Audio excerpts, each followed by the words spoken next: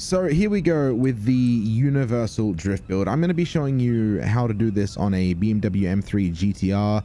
This works with any car, okay? It just needs to be a rear-wheel drive, and even if it isn't, you can convert it to a rear-wheel drive. Any car, I stress this, any car you want, you can do this to. There's a few things you need to upgrade, no matter what car you go through though, and I'm going to show you them here. So for pretty much anything you want to max out your engine, okay? If you want it to be fast, engine upgrading is the best way to go. Under performance and handling, you want the race brakes. You're going to want to go ahead and put the drift springs and dampers on, which does almost most of your work for you, okay? And you want to go ahead and put on some rear anti-roll bars. That gives you a little bit more adjustments towards the back end of the car. You can put some of this reinforcements and whatnot on there if you want to. It's not essential.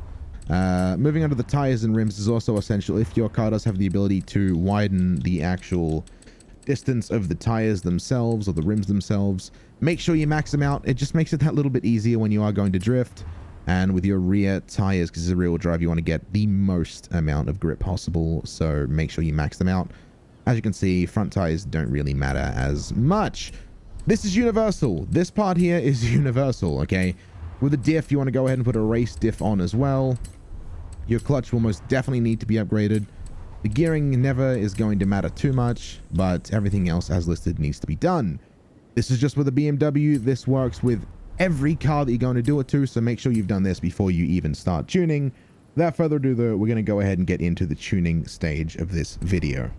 Right, so here we are in the tuning menu. Now this is universal. Follow along with me and do take note. Some of these numbers may be a little bit different due to me being Australia and having a different system that I use. So front tire pressure, keep it the same. Rear tire pressure, make that as high as possible, okay? Going on to the gearing, change it how you want to. I'm leaving it stock.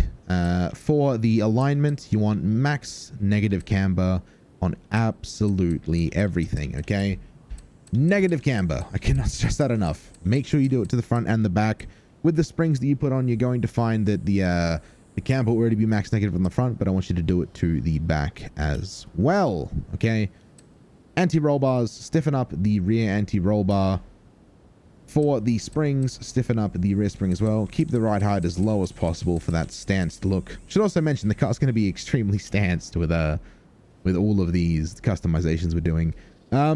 Right, front rebound stiffness, keep it what it is, and the rear rebound stiffness, max it out. Same as the bump stiffness, keep the front as what it is, and max out the rear stiffness.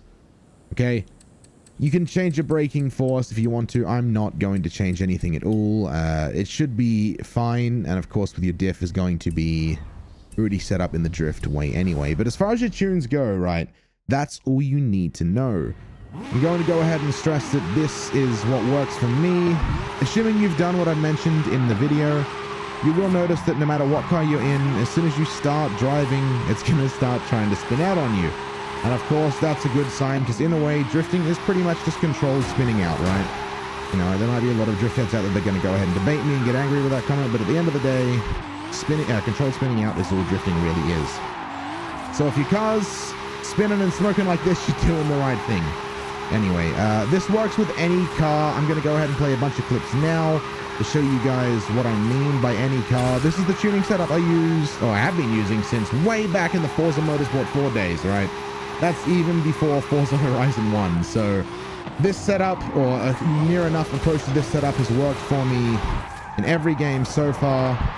And now I have the ability to share it with you guys here for everyone to use. Hopefully it takes you far. Hopefully it works. And enjoy yourself. I'm going to go ahead and stop talking right now and play some clips of me drifting with this tuning setup on many different cars. Thanks for watching. I'll see you all in the next video.